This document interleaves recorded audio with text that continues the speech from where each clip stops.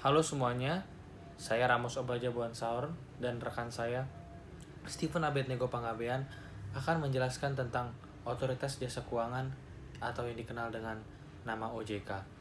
Pertama, apa sih OJK itu? OJK itu atau yang disebut nama dengan Otoritas Jasa Keuangan adalah lembaga independen yang mempunyai fungsi, tugas, dan wewenang pengaturan, pengawasan, pemeriksaan, dan penyidikan. OJK dibentuk berdasarkan UU Nomor 21 Tahun 2011 yang berfungsi menyelenggarakan sistem pengaturan dan pengawasan yang terintegrasi terhadap keseluruhan kegiatan di dalam sektor jasa keuangan. Lalu, dasar hukum OJK itu apa sih? Seperti tadi yang sudah dijelaskan, dasar hukum OJK dibentuk berdasarkan UU Nomor 21 Tahun 2011 tentang Otoritas Jasa Keuangan yang telah diresmikan pada 16 Juli 2012. Nah, OJK ini juga didirikan untuk menggantikan Bapepam LK yang sebelumnya. Nah, apa aja juga tujuan-tujuan OJK ini?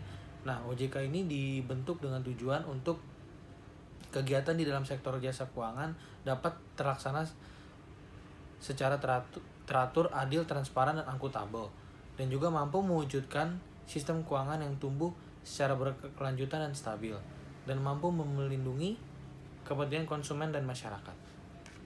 Lalu, apa aja sih fungsinya OJK ini atau Otoritas Jasa Keuangan ini?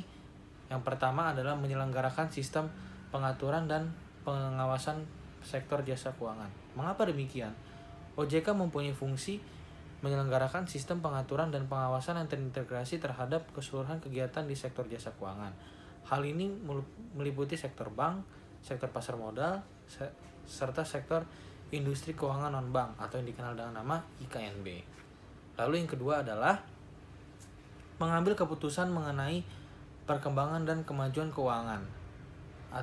Maka demikian, fungsi OJK lainnya juga penting sebagai pengambil keputusan mengenai perkembangan dan kemajuan keuangan. Pengambilan keputusan yang diambil berdasarkan dari berbagai sektor, baik sektor bank, pasar modal, financial technology atau yang dikenal dengan nama fintech, serta industri keuangan non-bank lainnya. Lalu, yang ketiga adalah melindungi konsumen. Mengapa demikian? OJK juga memiliki fungsi untuk melindungi konsumen. Hal ini sesuai dengan salah satu tujuan dibentuknya OJK, yakni mewujudkan keuangan inklusif bagi masyarakat melalui perlindungan konsumen yang kredibel.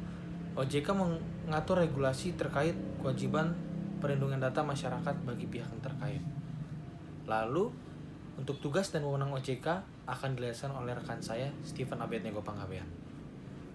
Saya Stephen Abednego Panggabean akan melanjutkan yang telah dijelaskan oleh partner saya, Ramos Obaja, yaitu tugas dan wewenang OJK. OJK melaksanakan tugas peraturan dan pengawasan terhadap 1. Kegiatan jasa keuangan di sektor perbankan serta non-perbankan. Yang kedua, kegiatan jasa keuangan di sektor pasar modal, dan yang terakhir kegiatan jasa keuangan di sektor perasuransian dan dana pensiun, lembaga pembiayaan, dan lembaga jasa keuangan lainnya.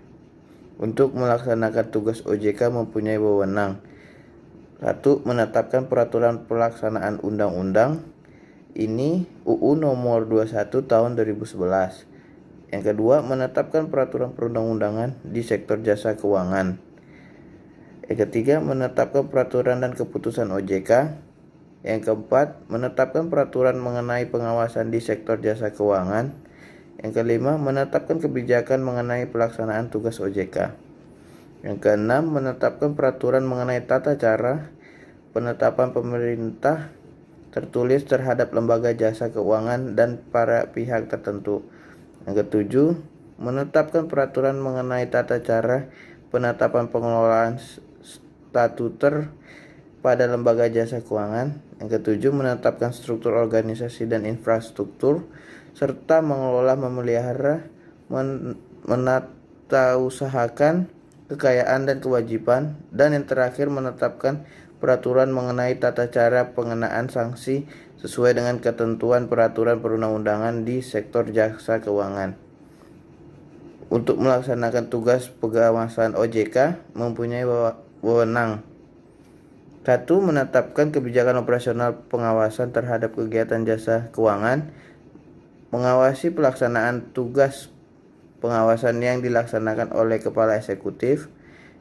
Yang ketiga, melakukan pengawasan, pemeriksaan, penyidikan, perlindungan konsumen, dan tindakan lain terhadap lembaga jasa keuangan pelaku dan atau penunjang kegiatan jasa keuangan sebagai mana dimaksud dalam peraturan perundang-undangan di sektor keuangan. Memberikan pemerintah tertulis kepada lembaga jasa keuangan dan atau pihak tertentu melakukan penunjukan pengelolaan statuter, menetapkan penggunaan pengelolaan statuter, menetapkan sanksi administratif terhadap pihak yang melakukan pelanggaran terhadap peraturan perundang-undangan di sektor jasa keuangan, memberikan dan atau mencabut izin usaha, izin perseorangan, efektifannya, penyertaannya, pendaftaran, surat tanda terdaftar, persetujuan melakukan kegiatan usaha, pengesahan persetujuan atau penetapan pembubaran dan penetapan lain sebagaimana dimaksud dalam peraturan perundang-undangan di sektor jasa keuangan. Terima kasih.